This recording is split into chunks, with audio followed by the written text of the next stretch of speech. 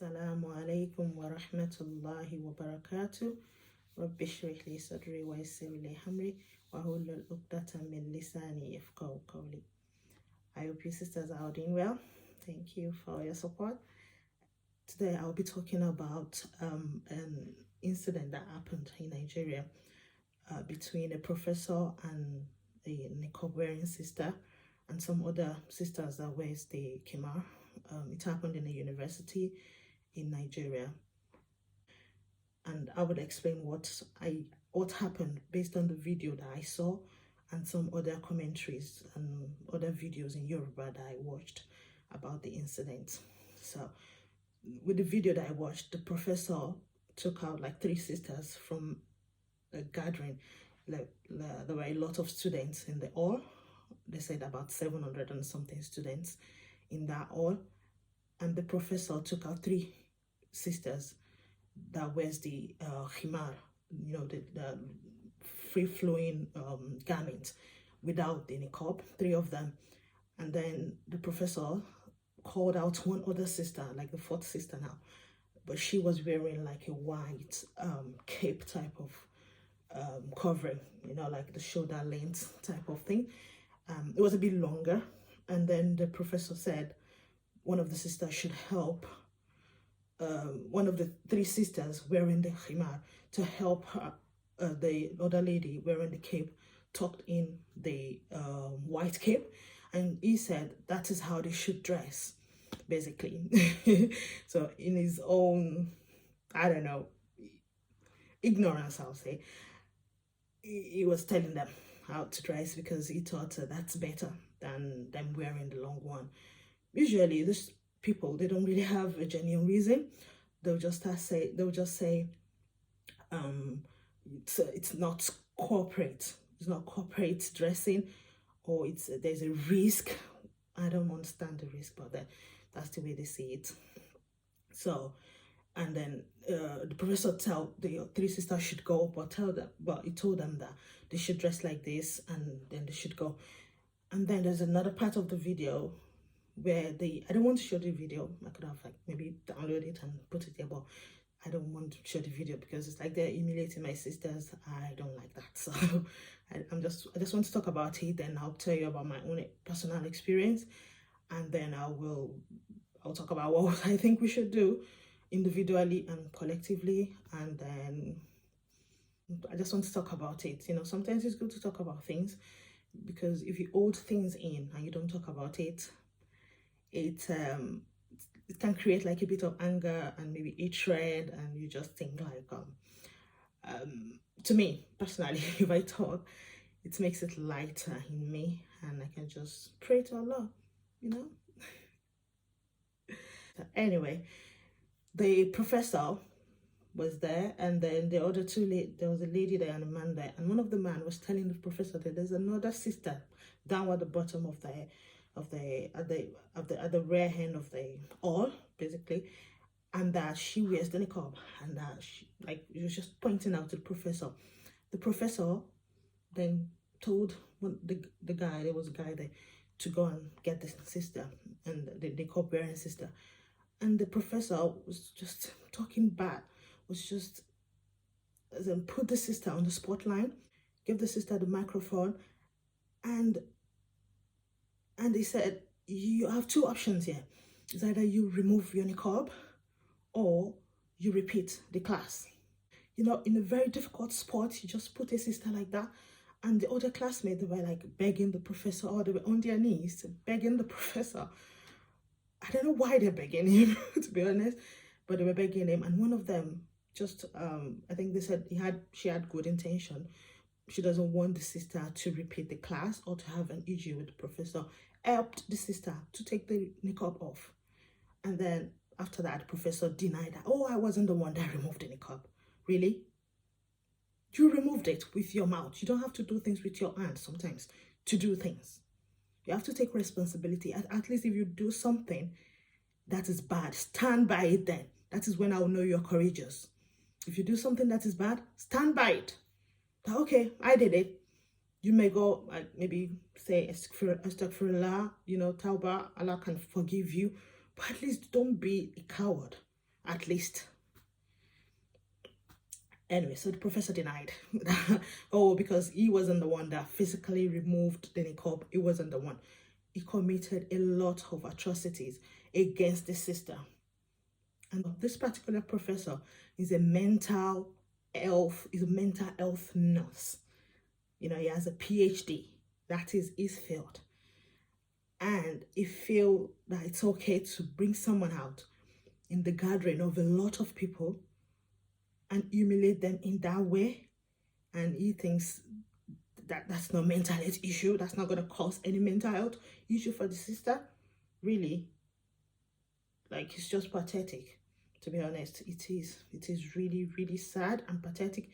And sometimes I just say those kind of things can only happen in Nigeria, to be honest. Like, they can only happen in Nigeria. Even if you have an issue with the way someone is dressed, it's not your body to start off with, and it's not that they've used up all the clothing in the world and you were unable to find clothes. That's why you have an issue with that. Those two things are not there. You just think by yourself that you don't like it. Okay? You can call the sister maybe after, just say, excuse me, I would like to have a word with you. Even if you think, okay, it's not the uniform, or it's not something, that is not even the case right now. Like, the Constitution of Nigeria allowed freedom to practice your religion, and this niqab, it is part of our religion. So for a lady, for a woman to adorn it, it is part of their religion that they have the freedom to practice. So even if there is like another rule within the university, it is against the law of the land itself. So the law of the land, according to what I know about law a little bit, I did business law. So like the higher court, the higher authority will take precedence over a university. So, but let's just agree that maybe the university have their own way and they have their own rule, and the lady already know which they should change. They should change it. But let's say they have it, okay? And you want to tell the sister about it. Maybe she wasn't informed. There are ways of passing out the information without humiliating her. You did that on purpose. You put them on the stand in front of a lot of people, and you don't even have courage to stand by your bad behaviors, by your hatred. I sometimes respect people that hate me or my dressing, but they are confident or brave enough to say that I don't like you, I hate you, rather than someone that will pretend to me or say, oh, I'm a Muslim too. That's what they say. They say that a lot. I'm a Muslim too. It's like you're just extreme. You're just not practicing or something. You're extreme. I'm a Muslim too. So are you a model? Are you supposed to be a model? The Prophet ﷺ said, okay, after I'm gone, this person will come, and then you should model yourself towards the person. As far as the Prophet ﷺ did not put you down as someone we should follow, you have no say.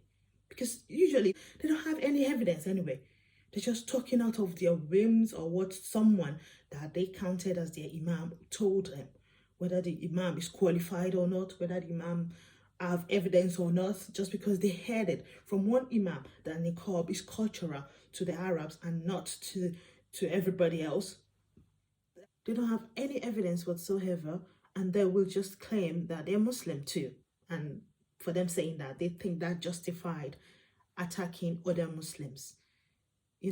And they even said that the dean of the faculty, I think the professor is the dean of their faculty, the former dean was a non-Muslim, was a Christian, and he supported all the niqab-wearing sisters in the department. He never gave them issue until a Muslim came around and was giving them problem.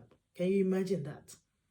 A Muslim giving other Muslim a problem, and they will use the statement against you, telling you that, oh, I'm a Muslim too. So that means that you are being extreme, or you are being wrong or out of the way, or because I'm a Muslim too, you should model yourself towards me. I don't know what that statement, I don't even understand. And it's that kind of thing happened when I was in the university in Nigeria as well. The lecturer will want to prevent us, like the Muslims in the class, from going for Salah on time. So let's say it's Zuhr time, and we all like stood up all together. We are going to pray, and even he's not going to stop the class. We don't expect him to stop the class. You can continue. We'll join you later. We're just going to take 10-15 minutes out of the class to pray, because our prayer has a specific time. On this particular professor, was he a doctor? I don't know, I can't remember. He's a doctor or professor then. Will tell us, sit down. You cannot go anywhere until I finish. So all we had to do is we cannot stand up at the same time, to strategize with all the other sisters and brothers in the class to make sure that we only go like 2 or 1 at a time. So we disappeared like a mouse, basically, so that this man will not observe that we're going to pray. So like a sister will stand up after like 10-15 minutes, another sister will stand up like that, and then by the time it's going towards the last person standing up, the first person is coming back in, and it's not like as obvious. And this man will say, oh, sit down, you can't go yet, because I will pray too, I'm a Muslim too. But then it won't stop the lecture. It will continue teaching us. It will continue teaching as if there's no specified time for prayer. So that's why that statement, it's something that they should be ashamed of saying, to be honest. They should be really ashamed of saying. Someone, if you're in that category, you should be ashamed to say, I'm a Muslim too, while discouraging a Muslim from practicing. Because even that statement, if you don't repent on it, might be the reason you go to hellfire.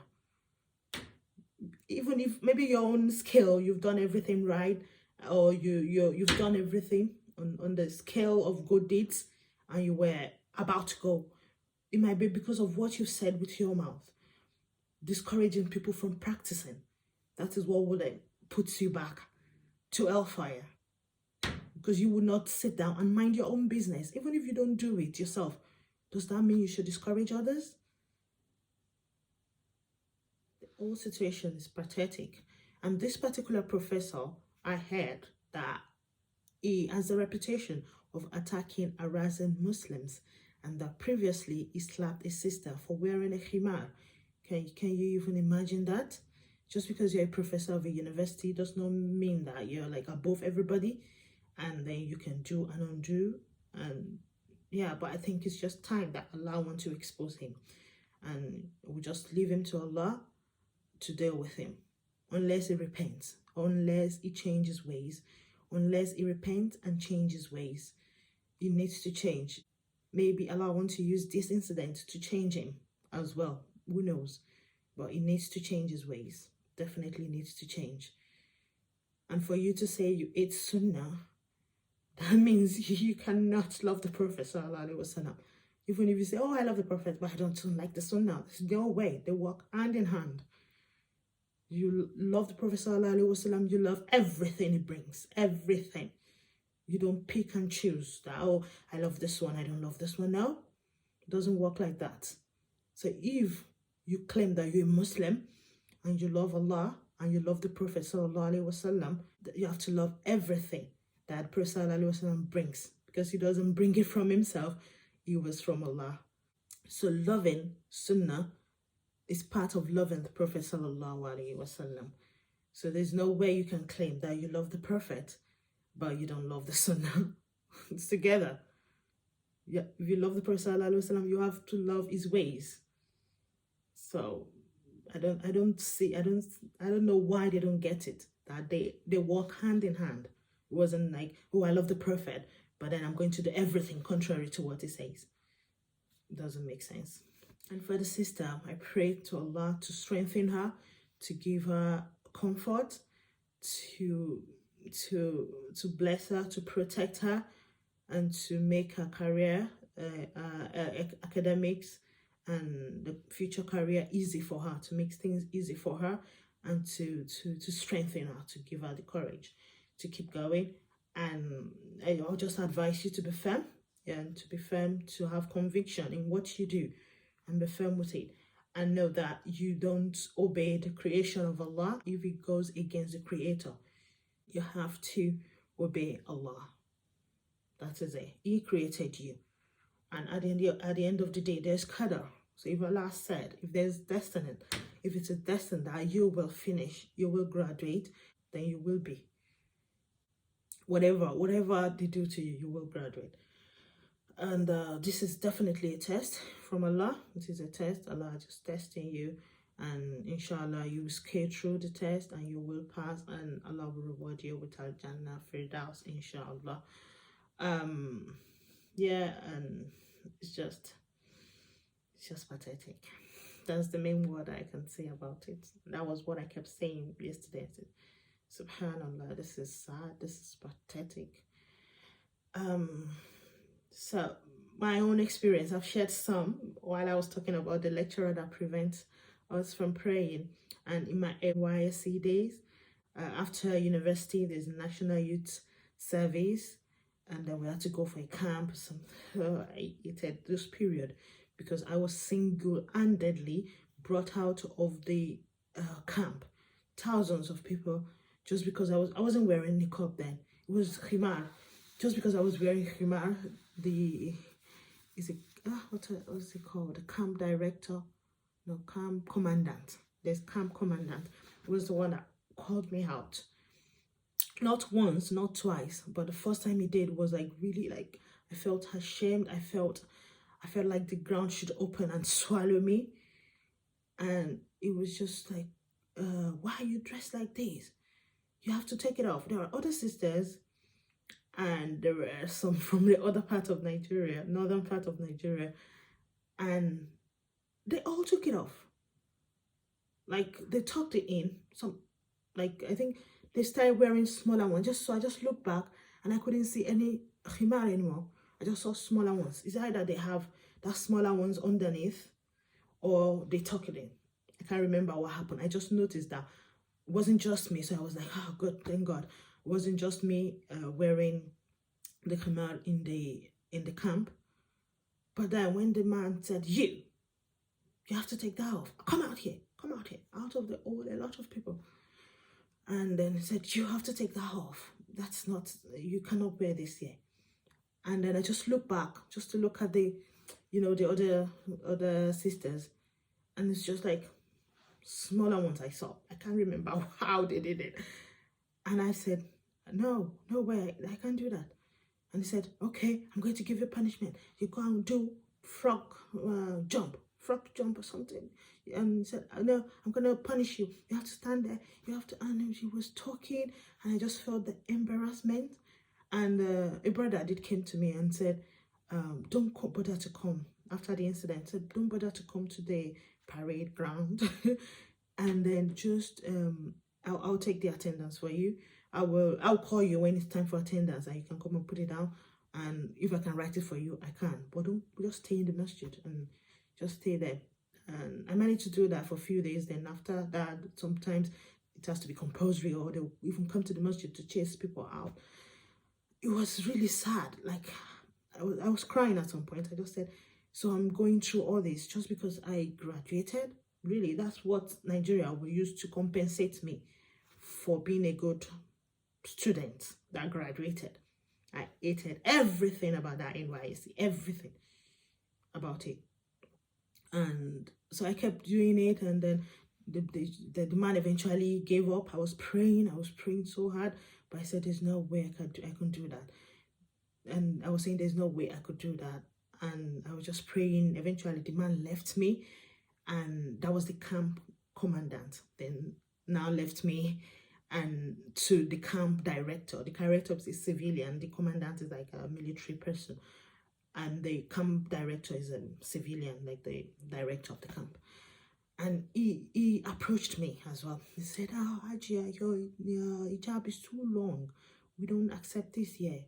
And I said, oh, unfortunately, I wanted to play him too. I said, unfortunately, that's the only one I have. Like I don't have small hijab. So yeah, this is the only one I have. Thank you very much. I was going, no. She said, no, we've not done yet. Just come back. there's a tailor, there's a tailor, seamstress, that could help you to cut the hijab.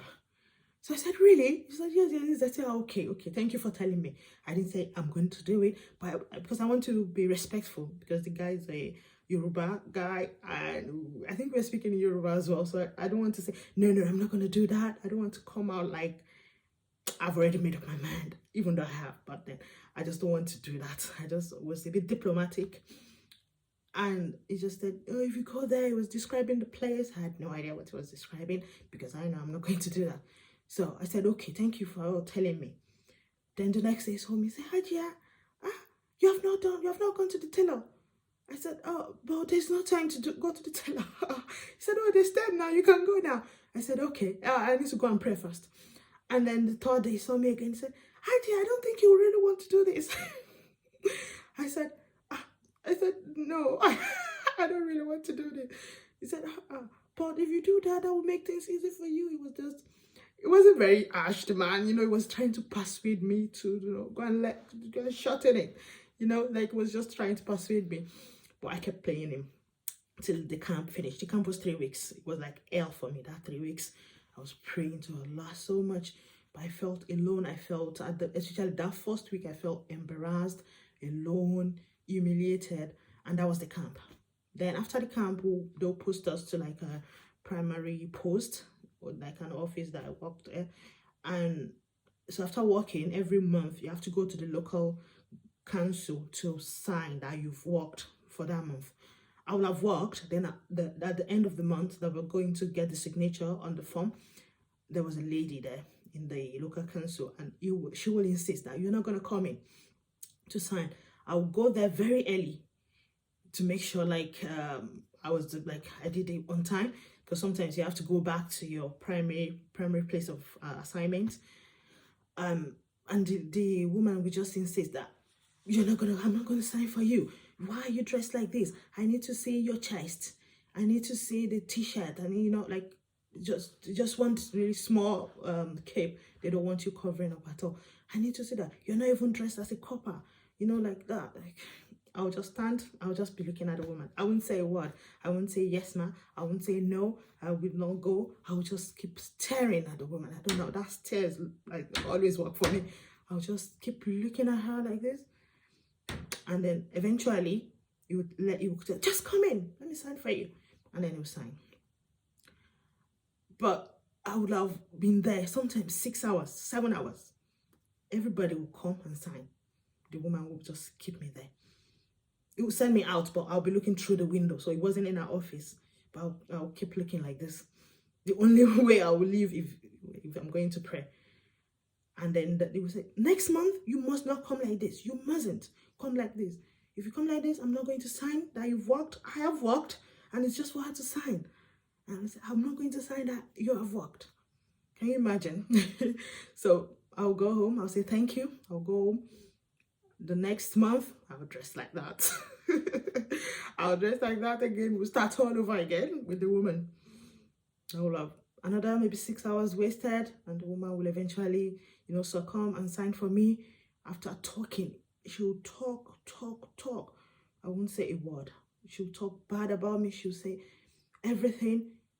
I won't say a word until I finish the service. It was a year, but it was like hell. But I kept praying to Allah. No, there's no way I'm giving in.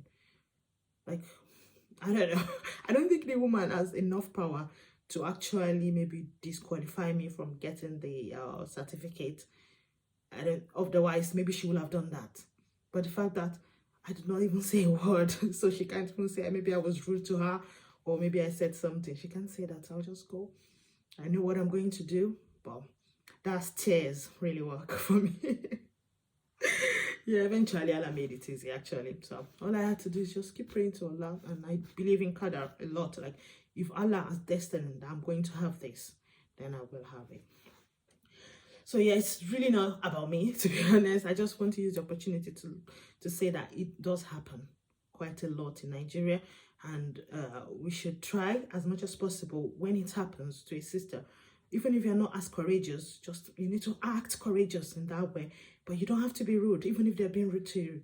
you don't have to be rude. Just try to just say subhanallah, just keep doing adhkar, you know, that will keep you firm, and just that will keep you like not say a bad word to them. And then just as far as they don't physically like attack you, you know, that's like really bad, like taking it up. But if it's just their word of mouth, and then you can try to maybe report to the Muslim society there, or maybe try to see who you can, or you can get a lawyer if you can afford it, you know, Nigeria. I don't know if it works, you know. So but if you pray to Allah, Allah will be there for you. Like, you will be shocked. You'll be shocked that, oh my God, it's either maybe they will transfer the man away, or maybe the man will just not be able to come to work. You know, like there's a way that deals with them for you. If you believe that this particular person is my problem, Allah, please help me. And you go, like, approach in a vulnerable, approach your prayer in a vulnerable state. Allah will see you are like, there's no cutting.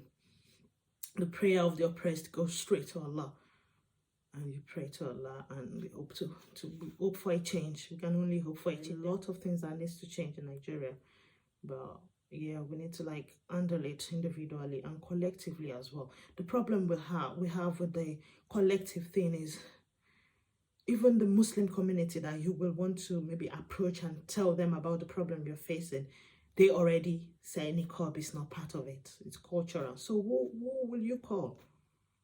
That's why the prayer is so important. And you try to see what you can do.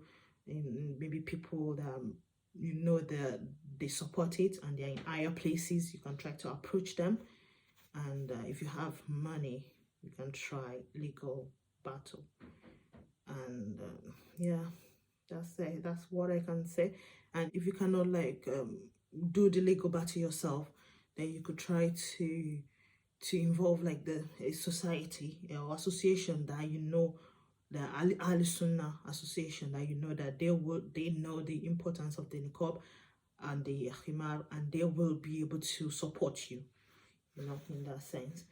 So may Allah make it easy for us. And yeah, just pray for our sisters from here. We are here, but we just pray. And if anybody wants to talk, any sister that has been through any of this.